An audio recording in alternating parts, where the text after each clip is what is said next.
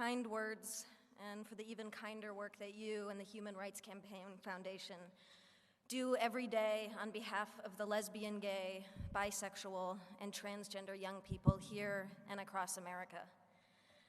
It is such an honor to be here at the inaugural Time to Thrive conference, but it's a little weird too.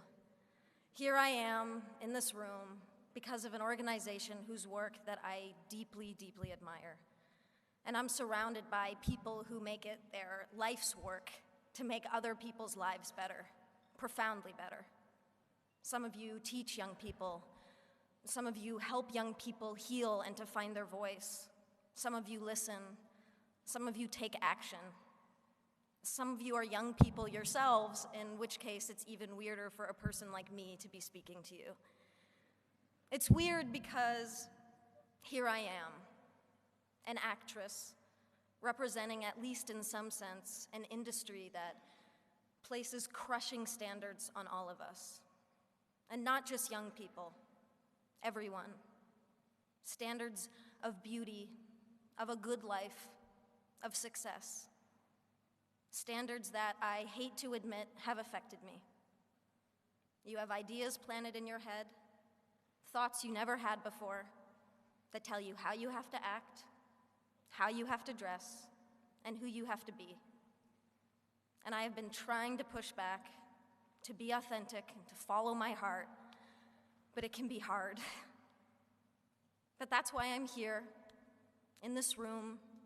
All of you, all of us, can do so much more together than any one person can do alone.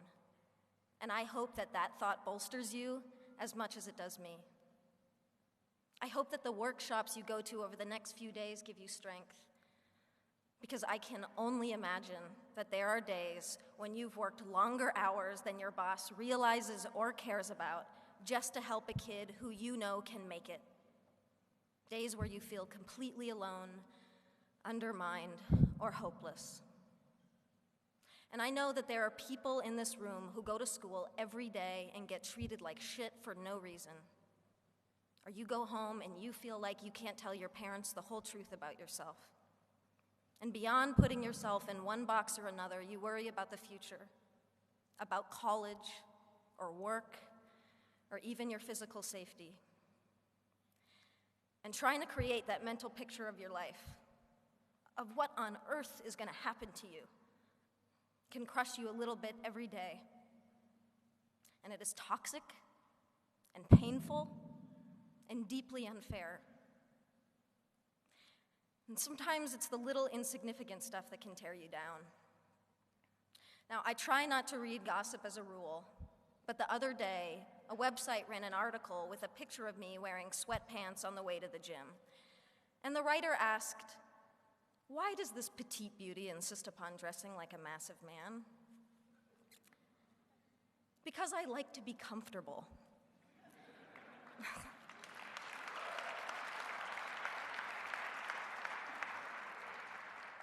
There are pervasive stereotypes about masculinity and femininity that define how we're all supposed to act, dress, and speak, and they serve no one.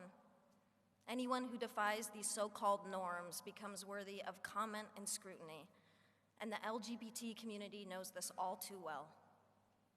Yet there is courage all around us. The football hero, Michael Sam, the actress, Laverne Cox, the musicians, Tegan and Sarah Quinn, the family that supports their daughter or son who has come out. And there is courage in this room, all of you. And I'm inspired to be in this room because every single one of you is here for the same reason. You're here because you've adopted as a core motivation the simple fact that this world would be a whole lot better if we just made an effort to be less horrible to one another.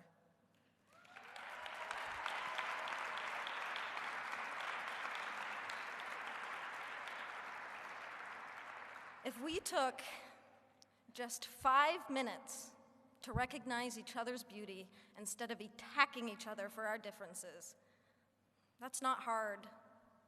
It's really an easier and better way to live. And ultimately, it saves lives. Then again, it can be the hardest thing, because loving other people starts with loving ourselves and accepting ourselves. And I know many of you have struggled with this, and I draw upon your strength and your support in ways that you will never know.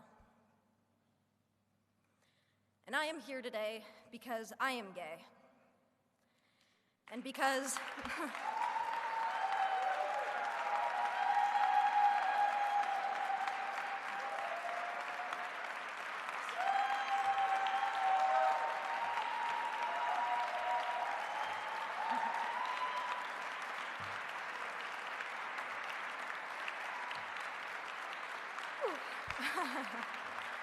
thank you.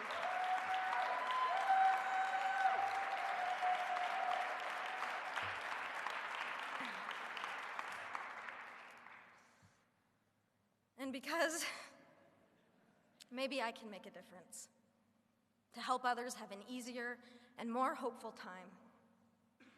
Regardless, for me, I feel a personal obligation and a social responsibility. I also do it selfishly because I'm tired of hiding, and I'm tired of lying by omission.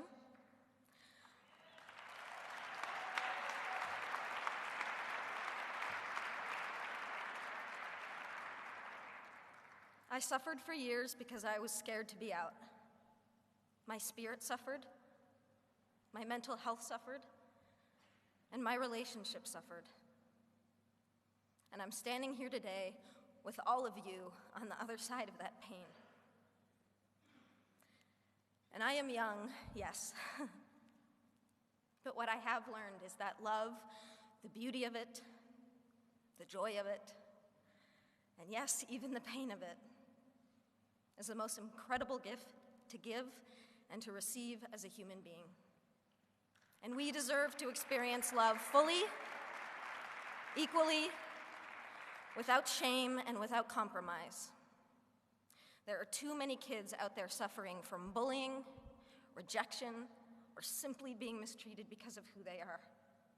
Too many dropouts, too much abuse, too many homeless, too many suicides. You can change that, and you are changing it.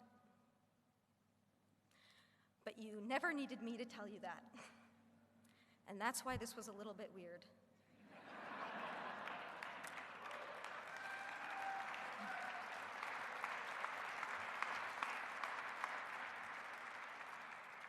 The only thing that I can really say is what I'm building up to, is what I have been building up to for the past 5 minutes. Thank you. Thank you for inspiring me. Thank you for giving me hope.